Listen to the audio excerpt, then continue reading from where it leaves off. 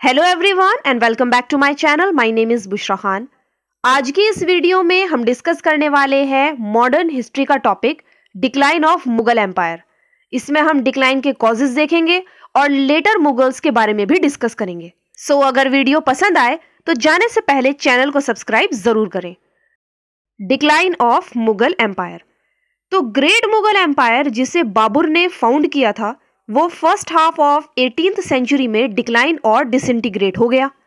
1707 में औरंगजेब की डेथ के बाद उनके तीनों बेटे आपस में लड़ पड़े थ्रोन के लिए। अब क्योंकि औरंगजेब ने अपना सक्सेसर किसी को अपॉइंट नहीं किया था तो उनकी डेथ के बाद मुअज्जम मींस बहादुर शाह फर्स्ट जो काबुल के गवर्नर थे और उनके दो छोटे भाई मोहम्मद कामबख्श और आजम शाह जो दक्कन और गुजरात के थे, तीनों थ्रोन पर बैठना चाहते थे।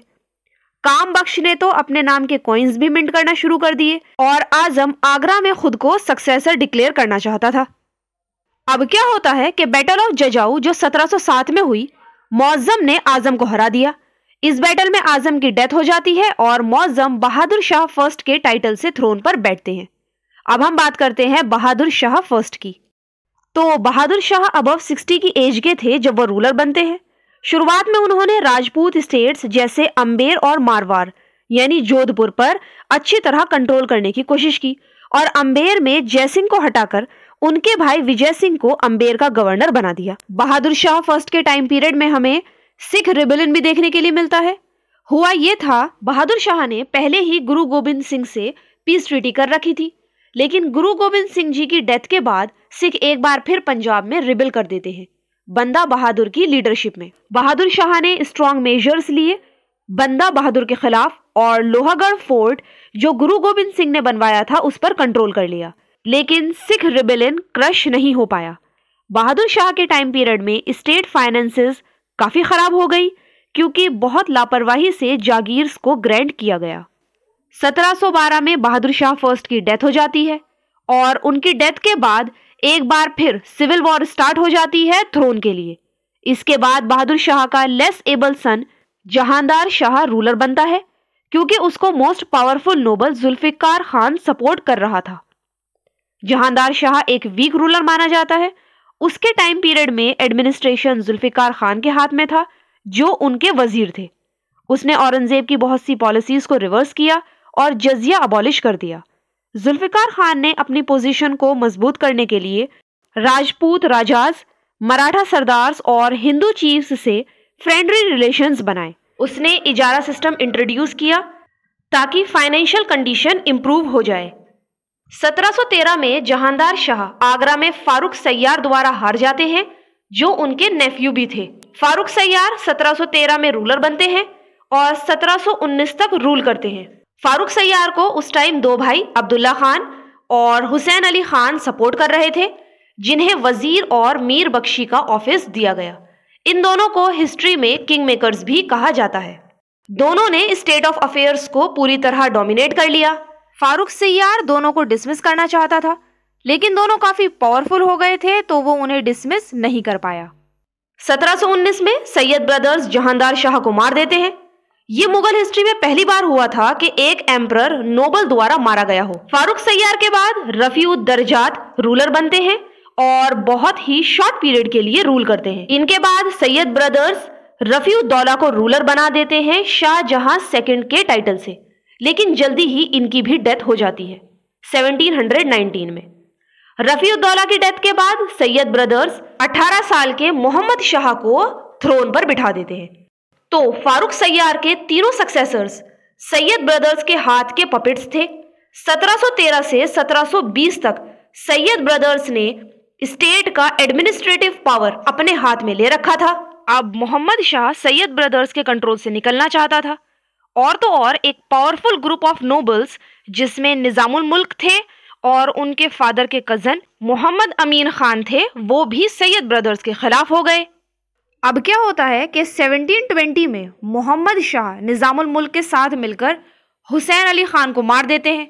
निजामुल मुल्क उस टाइम के मोस्ट पावरफुल नोबल थे और वो 1722 में वजीर अपॉइंट हुए थे, लेकिन 1724 में वो ऑफिस छोड़ देते हैं और दक्कन में स्टेट ऑफ हैदराबाद फाउंड करते हैं।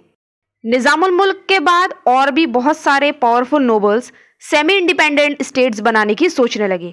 1739 में नादिर शाह पर्शिया से इंडिया पर अटैक कर देते हैं और मोहम्मद शाह को बैटल ऑफ करनाल में डिफीट कर देते हैं।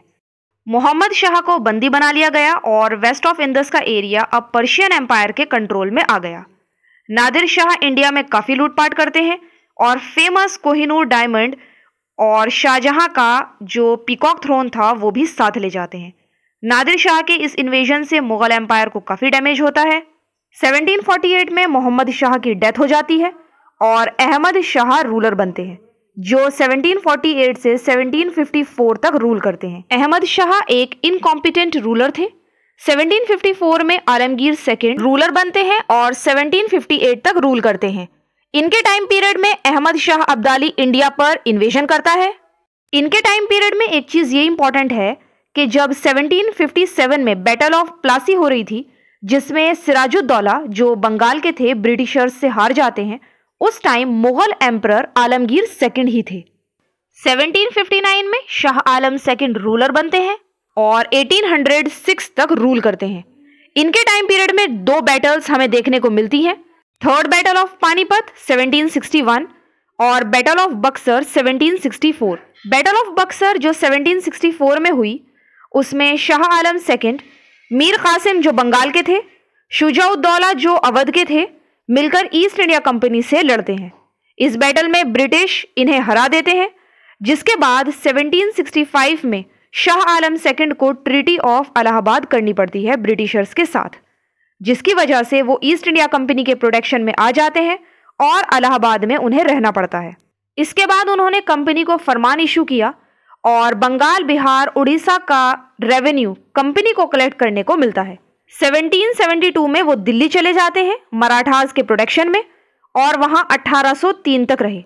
1803 में कंपनी दिल्ली पर भी कंट्रोल कर लेती है। इसके बाद एक बार फिर शाह आलम सेकंड ब्रिटिशर्स के प्रोटेक्शन में चले जाते हैं और कंपनी के पेंशनर बनकर रहते हैं।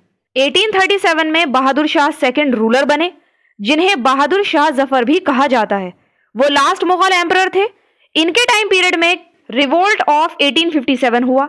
रिवोल्ट ऑफ 1857 एक अटेम्प्ट था बहादुर शाह जफर को एम्परर ऑफ इंडिया बनाने का, लेकिन ये अटेम्प्ट फेल हो जाता है। बहादुर शाह जफर को इंग्लिश द्वारा पकड़ लिया गया और रंगून भेज दिया जाता है और 1862 में उनकी डेथ हो जाती है। ये था लेटर मुगल्स के बारे में।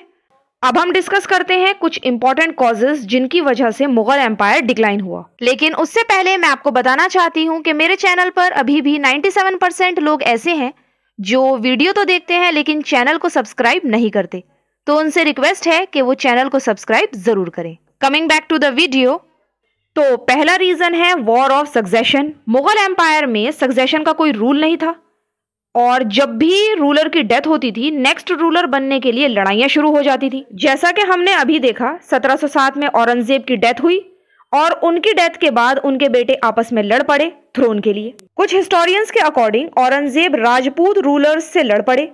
राजपूत रूलर्स पास्ट में पिलर की तरह थे मुगल स्ट्रेंथ के, तो राजपूत रूलर्स की लड़ाइयों ने भी मुगल एम्पायर को वीक बना दिया। फिर है औरंगजेब की रिलीजियस ऑर्थोडॉक्सी, जिसने एम्पायर को सीरियसली डैमेज किया। मुगल स्टेट अकबर, जहांगीर, शाहजहां के टाइम पीरियड में सेक्युलर स्टेट था, लेकिन औरंगजेब ऐसा नहीं कर पाए और तो और उन्होंने हिंदूज पर जजिया भी इम्पोज किया। औरंगजेब के पास एक काफी लार्ज एम्पायर था, लेकिन फिर भी वो साउथ की तरफ बढ़ना चाहते थे, जिसकी वजह से काफी इकोनॉमिक लॉस हुआ और स्टेट डिमांड को बढ़ाना पड़ा, जिसकी वजह से कल्टीवेटर्स को रेवेन्यू देने में प्रॉब्लम होना शुरू हो गई। एक सबसे मेजर कॉज जो माना जाता है मुगल डिक्लाइन का, वो था जागीरदारी क्राइसिस। अब आपको पता होगा कि मनसबदार जिन्हें कैश में पे नहीं किया जाता था, उन्हें एक जागीर मींस लैंडेड इस्टेट दे दिया जाता था। ये लोग जागीरदार कहलाते थे, जो उस पर्टिकुलर जागीर से रेवेन्यू कलेक्ट करते थे। अब औरंगजेब के लास्ट ईयर्स में जो जागीरदार थे वो तादाद में काफ़ी हो गए और जिसकी वजह से जागीर में शॉर्टेज आ गई। जिन नोबल्स को जागीर दी जाती थी वो जागीर्स के लिए एक दूसरे से कॉम्पीट करते थे और तो और चाहते थे कि उन्हें इन जागीर्स से मैक्सिमम इनकम मिले, जिसका बर्डन जाहिर सी बात है पीजेंट्स पर पड़ता था। अब जब मुगल एम्पायर डिक्लाइन होना शुरू हो गया तो बहुत से स्टेट्स इंडिपेंडेंट होना शुरू हो गए। अब जो स्टेट्स मुगल एम्पायर के डिक्लाइन की वजह से इमर्ज हुए, उन्हें 3 ब्रॉड कैटेगरीज में डिवाइड किया जा सकता है। पहले थे सक्सेसर स्टेट्स। ये वो मुगल प्रोविंसेस थे जो मुगल एम्पायर से टूटने के बाद अलग स्टेट बन गए थे। इनमें अवध, बंगाल और हैदराबाद आते थे। दूसरे थे इंडिपेंडेंट किंगडम्स।